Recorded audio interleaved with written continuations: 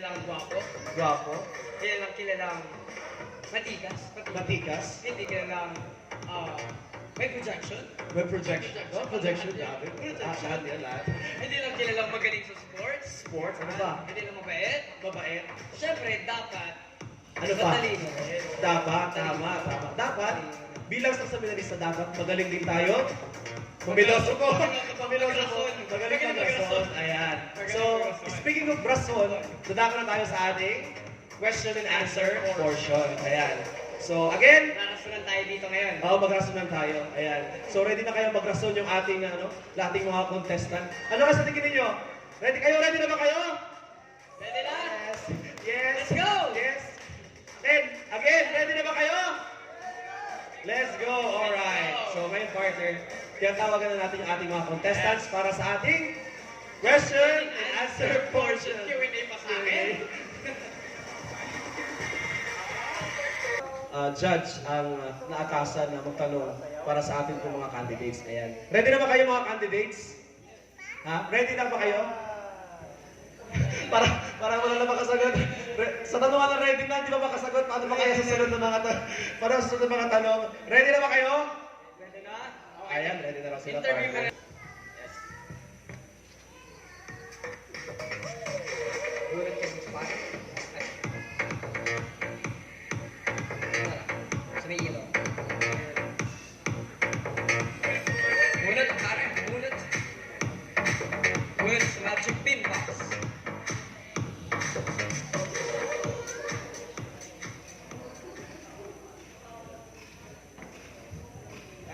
Ang kanya napili po ay Judge number 6. Judge number 6, please. So my question, ay magandang gabi po sa ating lahat. Malalim. Bedroom voice na po. What Filipino values or value should every Filipino athlete possess? Should possess? A very interesting question. Once again, good evening, my brothers and sisters in Christ. And to answer that question, of course, as an athlete, I also experience defeat in every game. So, the Filipino value that every athlete should possess, I would say, is humility and acceptance. Of course, we Filipinos are known to be humble enough to accept our defeat. But sometimes we are overtaken by our pride, but the value of humility always weights up our being a Filipino. So, the Filipino value that we should possess, that every athlete should possess is, I would say, humility and acceptance. That's all. Thank you.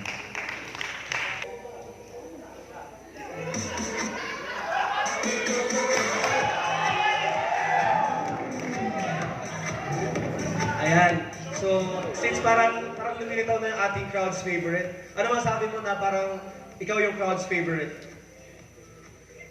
Malungkot. Bakit? Kasi hindi nakarating si Mami Indonesia. Talagang stay true ka talaga sa character mo ha. So ano nararamdaman mo ngayong gabi na ikaw ay tatanungin natin? Kinakabahan kasi first time ko to sa buong buhay ko. Pero I tried my best para masagot ang katanungan sa akin. Okay. Thank you. Contestant number 2. So, Magic Pin Box.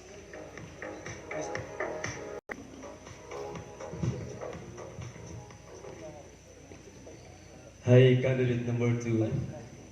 How are you? I'm feeling nervous. Okay, here's your question. Okay. What sports would you suggest to be our palarong pambansa or national game? Would you suggest to be our palarong pambansa or national game, and why? Can I repeat your question, sir? Relax lang, relax. Okay. Again, here's your question. What sports would you suggest to be our palarong pambansa or national game? And why?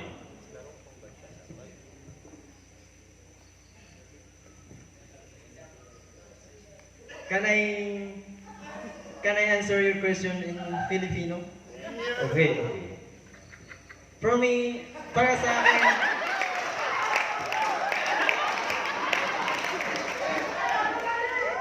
you know, para sa akin, pipiliin ko yung larong basketball.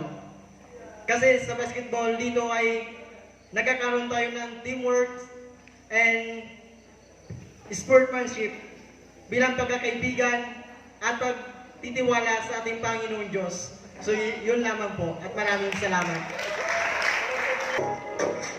Grabe. Nakashare si pare, where's the sun? Anong naramdaman mo ngayong gabi? Full.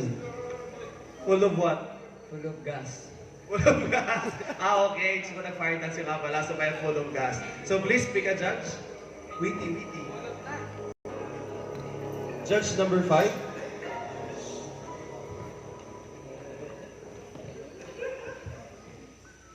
Good evening, CJ. Good evening, Mr. Ligo. So here's your question. Can you win in a sports or in a competitive sports without discipline? My dear brothers and sisters in Christ. Can I win in sports without discipline? Of course not. Because in discipline, we see what the true value of sportsmanship is.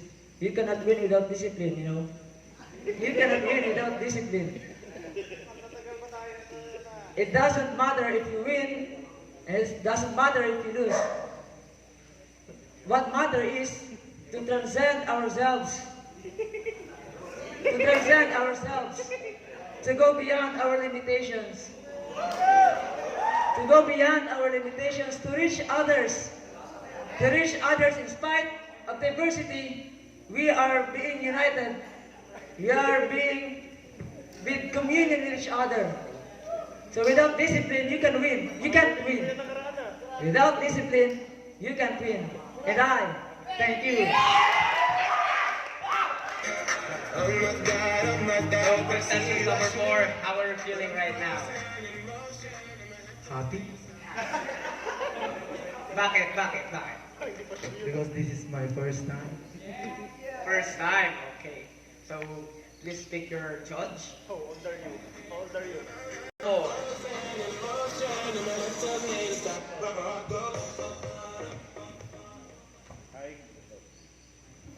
Sound check. Okay. Hi. Good evening, candidate number 4. So, are you ready? Yes. All right. So here's the question. Listen carefully. What is 3 times negative 4 by the power of 10 to be divided by 9? No, joke lang yan. Relax. Tingnan. And here we say.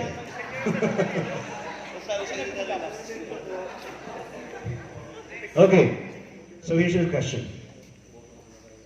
How would sports make you a better person? Good evening, everybody. In my place, in here in Seminario,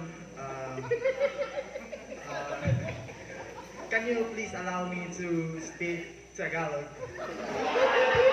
Filipino. Yes, I will allow you to speak Tagalog. Salamat.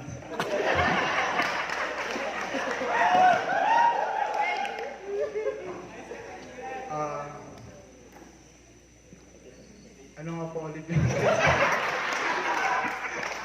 Gusto mo taga- Dahil po sa mga discipline, sa mga rules po bawat sports, kung bawat team na maglalaban-laban, kailangan may disiplina para magmaayos ang laro.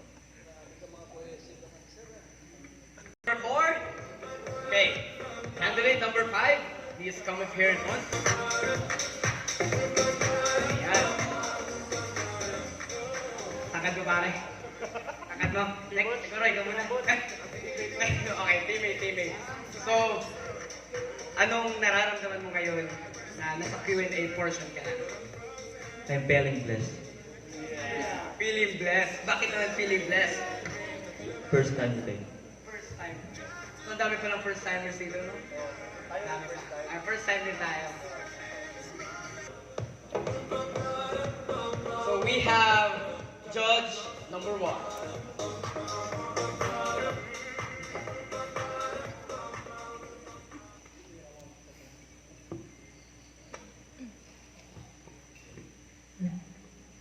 Good evening, candidate number 5. Good evening too.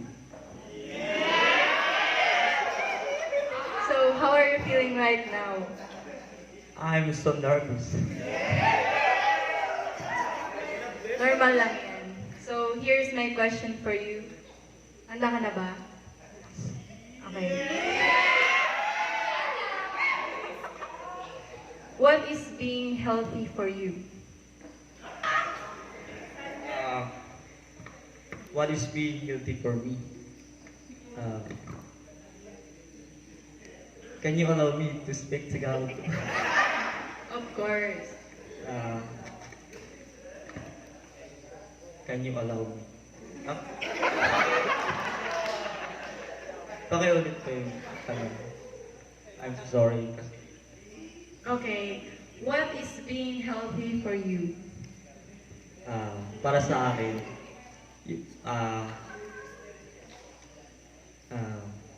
yung yung health sa akin, yung pagiging pogi. Kasi doon mo pala sa approaching pala ng tao ay makikita mo na kapag pogi, uy, health ito ganun.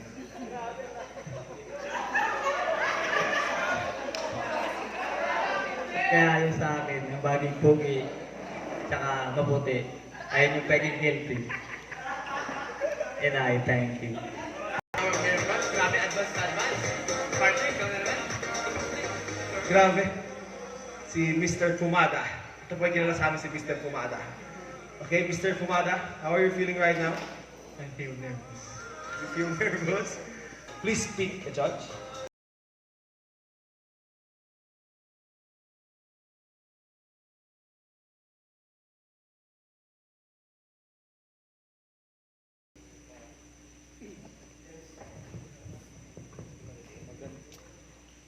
Magandang gabi sa iyo, number 6. Magandang gabi rin, Father. Yun. Here's your question. If you will get rich from sports, like your partner number 2, Manny Pacquiao, what will you do with your money?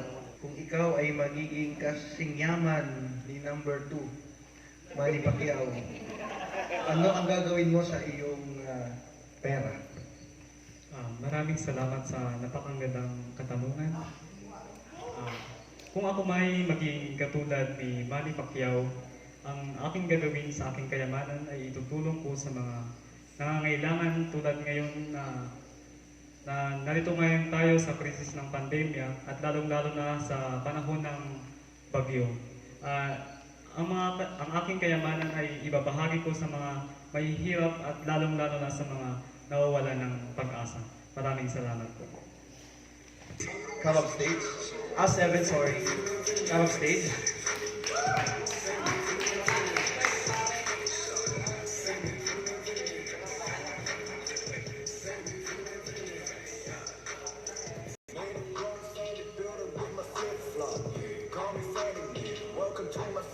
Judge number 2.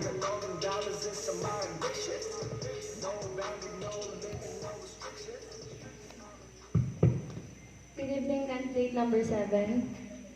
Good evening po. Your question is, aside from nutritious food, what else are the needs of an athlete? Nutritious foods, what else are the needs of an athlete? Once again, good evening everybody. Good evening my brothers and sisters. For me, aside from nutritious food, it should be the values, most especially faith in God, discipline and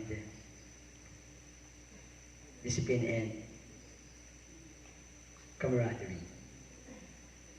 for us or for me to be able to reach out others and to be a good example for others also, and also for the youth.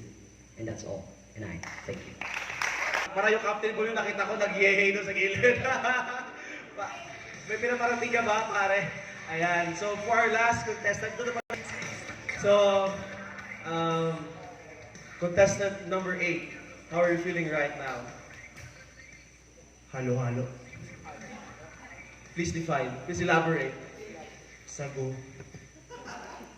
Kaba. Gulaman. Saya. Okay. Pin box. Again, judge number 2.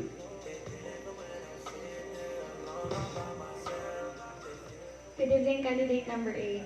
Good evening. Here is your question. How can sports strengthen Filipino family? Strengthen Filipino family. Thank you for that wonderful question. How can sports strengthen the Filipino family? For me, it strengthen, let's say, tighten. For example, in my family, we play together pool every afternoon. Yeah. Then because of that, because of this game, we give each other to talk or communicate while playing the games. That's all. Thank you. Yes, ayan. Grabe. Grabe, partner. Thank you.